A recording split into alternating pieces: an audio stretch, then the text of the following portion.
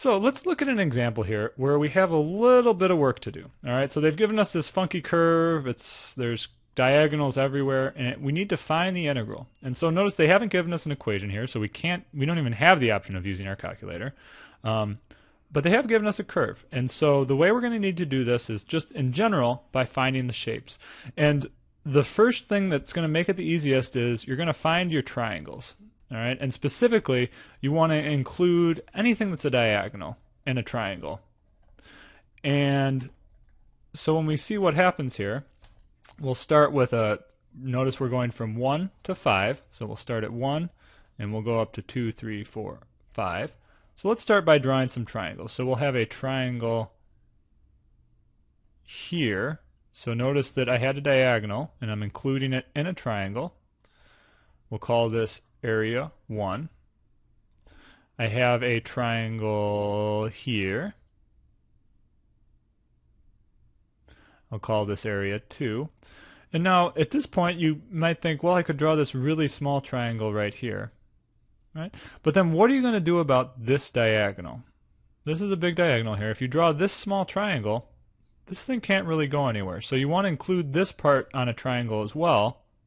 All your diagonals need to be on triangles, and I'm just going to include this one as well. And I'll go all the way to there. And so then I'll have this as an A3. And so kind of shade these in to make it a little bit more clear what's what. I haven't found all my triangles yet. I have this area down here as well. And this is where the bulk of the work gets done. I'll have A4 here. And so let's find the areas of these 4 triangles. So I have A1 is 1/2 times base of 1 times a height of 1, 2, 3. So that's going to be 3/2. I'll have A2 as 1/2 times 1 times 1. So just a 1/2. I'll have A3 as 1/2 times 1, the base, and the height here is 2. So that's just going to be 1. And then finally I'll have A4. It's going to be 1/2 times 1 is the base, but the height here, remember, is -2.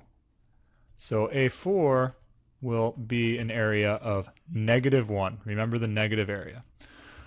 The next thing you're going to do is basically just pick out the remaining rectangles. So pick out remaining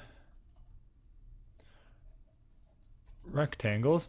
And so there's only one left in this graph. You may have more left in yours. So we'll call this A5. Kind of do it there.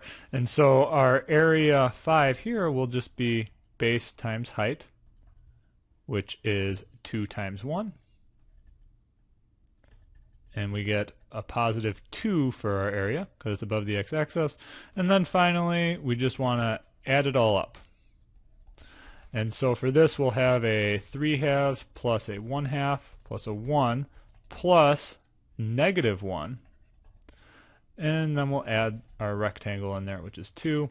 If you add all these things together, you should get +4. So the integral from 5 to 1 of f of x would be equal to 4. And so these things come from the shapes that I've already drawn out.